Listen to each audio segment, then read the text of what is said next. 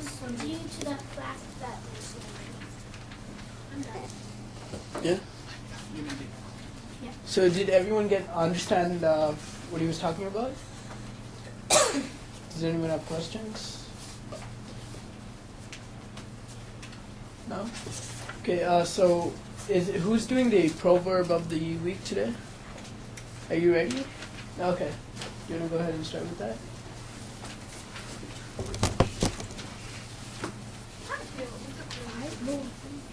What was it correct? What was the correct? What was it? Page 5, number 4. Number 4. Or chapter 2, number 4.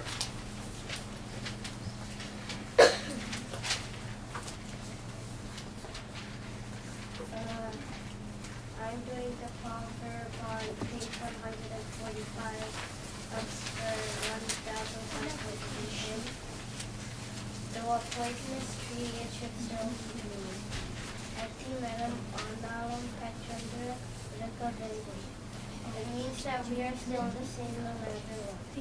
For example, if I think we should watch TV sometimes and another person says that we should never watch TV,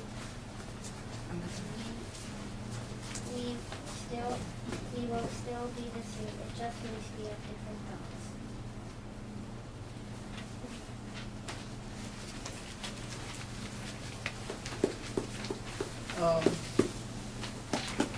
Okay, so any thoughts on that? Any questions?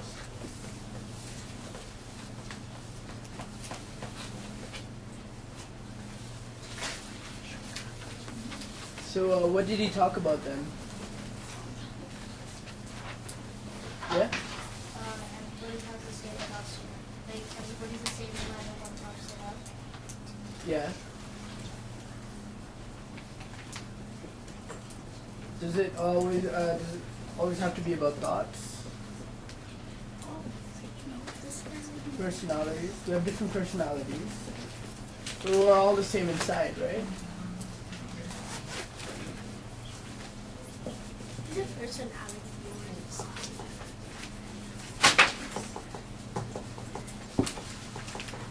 So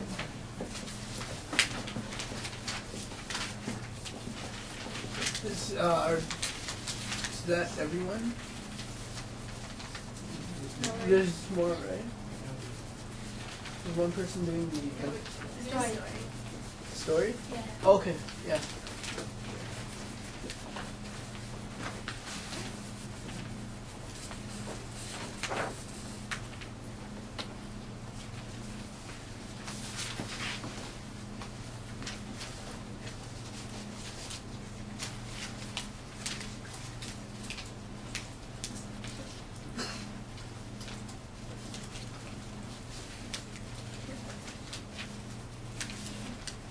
Okay, so today we're going to be talking about the story of our guru named Lambotharan. So before we start, I'm going to give a quick summary of his general background. Lambotharan lived in the Pandya kingdom near a river, Vaige, and was born with the blessings of Lord Shiva. By 16, he learned Vedas, which is old Sanskrit literature, and he also learned various other arts. So the story about Lambotharan starts off as a king who recognizes Lambotharan's skills and talents, so the king invites and honors Lambotharan as his post of minister, which is like a personal advisor and helper to make decisions as the king. Lambotharan agrees for this position, and as years pass, he starts to lose enjoyment and interest in the pleasures in the world, but becomes more interested in seeking the truth and God, questioning what life is. Though he began to become more devoted in Lord Shiva and seeking truth of life, he still remained true to his ministerial duties.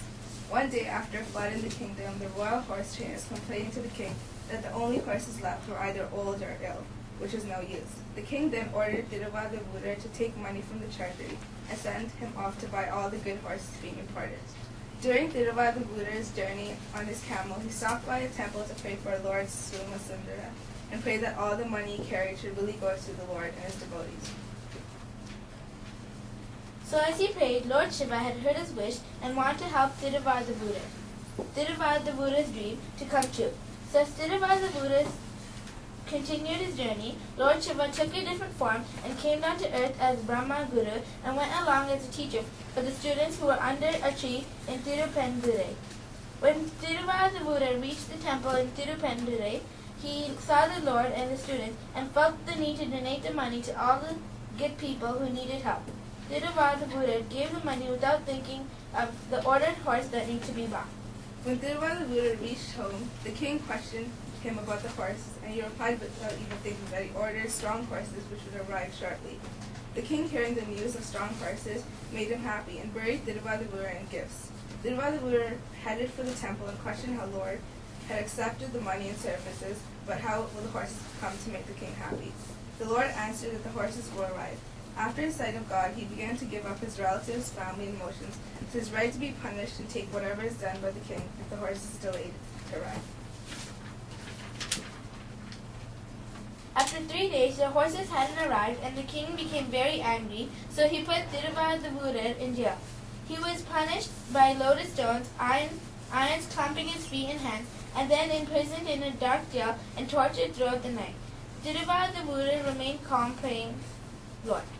Thiruvalluvar's pleadings bothered Lord Shiva, so the only solution he asked was to make all the horses in the forest of horses and take them to the kingdom before the king turns even angrier.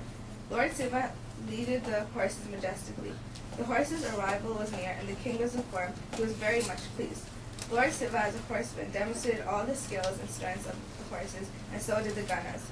The king, very astonished by what he'd seen, involuntarily stood up and bowed to the Lord, but immediately reminded himself that he should pay no respect to a horseman. The Lord explained that the money Thiruvalluvar had given to him and his devotees as the reason to why there was a delay in the arrival of the horses. The Lord, as a warrior, explained the details of the horses. The king, being very pleased, and handed the horses with decorated garlands and tied by ropes. Before going to his palace, the king presented the Lord as a horseman and his followers white silk shawls, and Thiruvalluvar was showered in rich gifts. Lord Shiva then headed off to his temple, and Thiruvalluvar headed home. So when Thiruvalluvar had finished sharing his gifts with his family, he let his mind be taken away by Lord Shiva and his compassion. He meditated in a quiet place that night. However, during the same night, the foxes that had came as horses began to cause trouble while trying to break away so they can return to the forest and avoid eating grass in the palace sheds. The foxes began to eat the flesh of other horses and started running and jumping in various directions, struggling to escape. Throughout the night, the foxes woke up the soldiers, people, animals, and birds, while they ate food in the kitchens and even ate several other animals. Fortunately, by daybreak, the foxes returned to the forest. The next morning, the king was informed by what had taken place the previous night, which came to be that the king was very angry at Thiruvalluvar. Thiruvalluvar had come to the palace unaware of what had happened, and came to know that the king had said that he had cheated all his gold and had betrayed him because all the horses had turned into foxes and had caused so much problem. Thiruvalluvar was made to stand in the sun of midday and was pressed by heavy stones on his hands. Unable to bear the torture, Thiruvalluvar pleaded the Lord, who in turn made the king understand what had happened. After a flood caused by Lord Shiva, people were striving for survival. While all this was taking place, Thiruvalluvar was deep in meditation and spiritual bliss in the temple. Thiruvalluvar was then become to be known as Manikavacha. He became a devotee of his gods.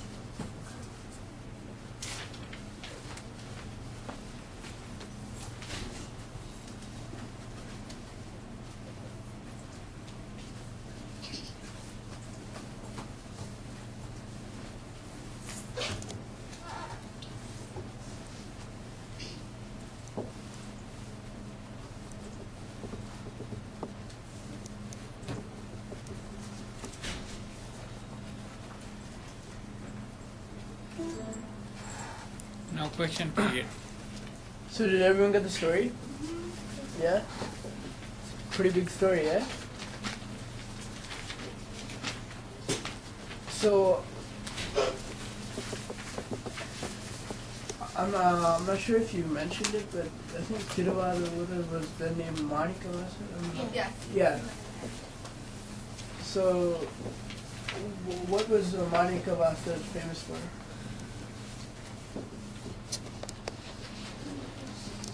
Yeah, Vasa? Being a devotee of Lord Shiva. Yeah, he's one of the 64 saints of Lord Shiva, right? And what book out of the 12 Tirumurayal that we have? What 2 books did he kind of write? Four and five. I think it was no.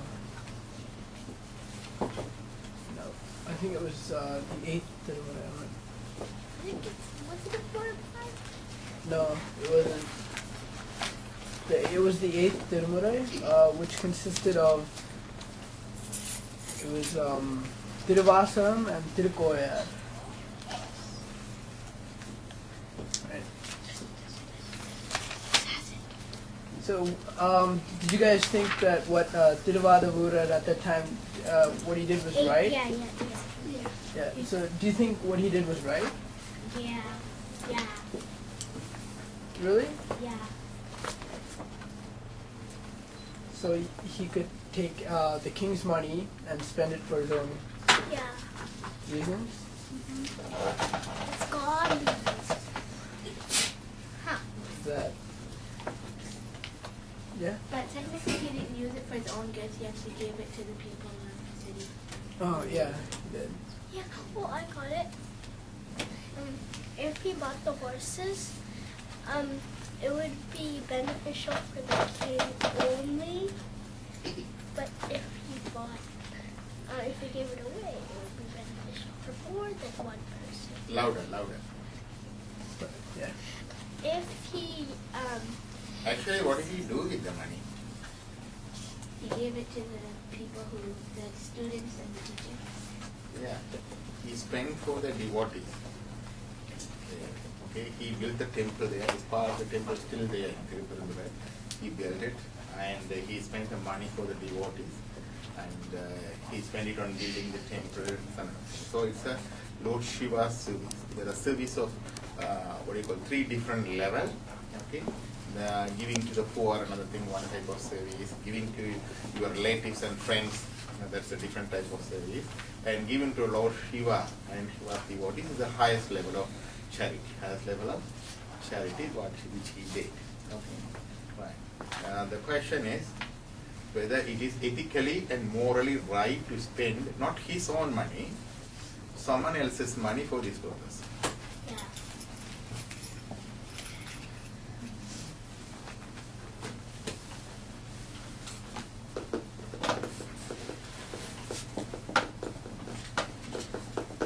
Arani, what do you think? I think you're right.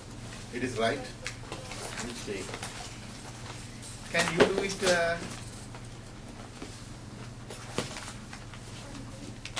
Can you do that same thing? Yeah.